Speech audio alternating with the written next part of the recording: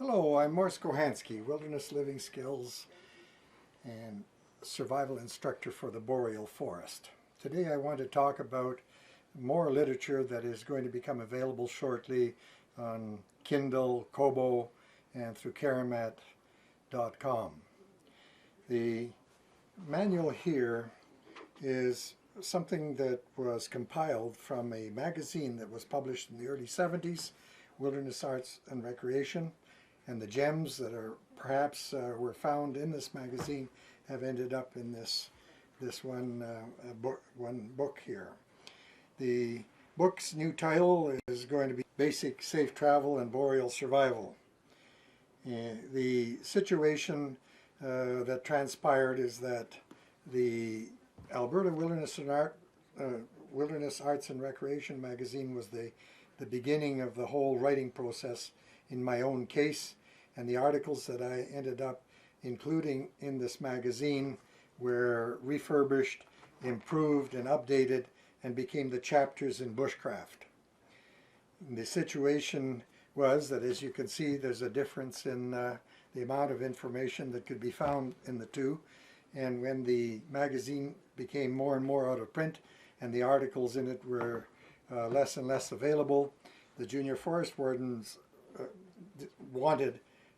to have access to the material, and so a lot of the stuff that didn't end up in bushcraft ended up being compiled here, and the flavor of this particular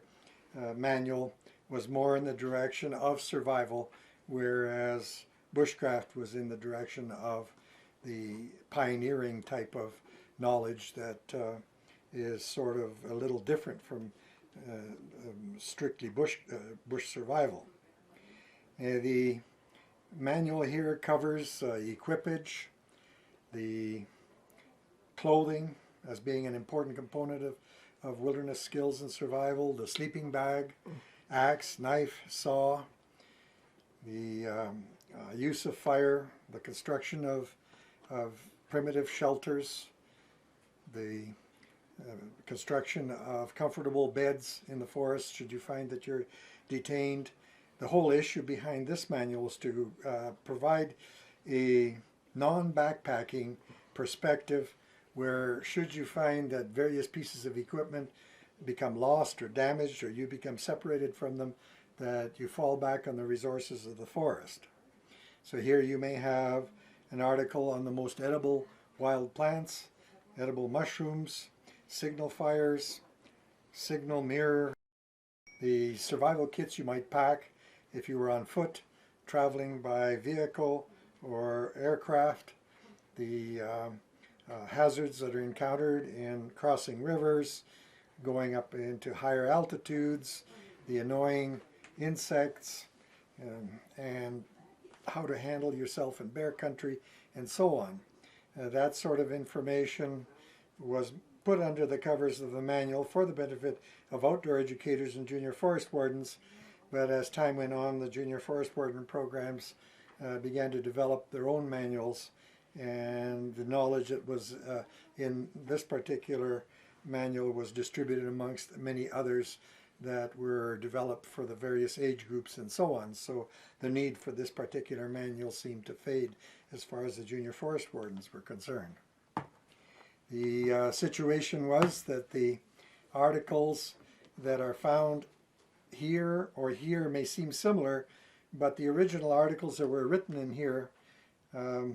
have a different perspective, a different emphasis, and they were probably about 20 years older than the articles that ended up in here. And I found that when people got a hold of Wilderness Arts and Recreation magazine, they told me they enjoyed reading both aspects, reading the two different presentations, because they were so different, and the instructive information was such that people like to have both. And so as a result, we've decided to revive this manual, which we are going to call the Basic Safe Travel and Boreal Survival Manual. And people can download it either through Kindle, Kobo, or through Karamat.com. The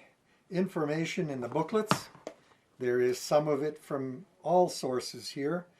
And as time went on, I was trying to take the information that became unavailable in Wilderness Arts and Recreation magazine and was putting it into this concise format. So maybe there'd be an article on map and compass in Wilderness Arts and Recreation magazine, but it may be 2 or 3 times more extensive than was found in the 32-page booklet, because these booklets were brought out primarily to meet the needs of outdoor educators who didn't want to be belabored with huge amounts of knowledge. They wanted the knowledge to be laid out in its most basic form, compact form, that would appeal to kids between the kindergarten and grade 12, you might say, or especially in the high school programs where outdoor education was popular. And these booklets had absolutely no information that really was found here. So that means that the knowledge in the 17 booklets at this point was in addition to whatever you could find in bushcraft. Well, something similar happens here, that you double the amount of information that you will get from this direction if you have both the basic safe travel and boreal survival manual and bushcraft itself.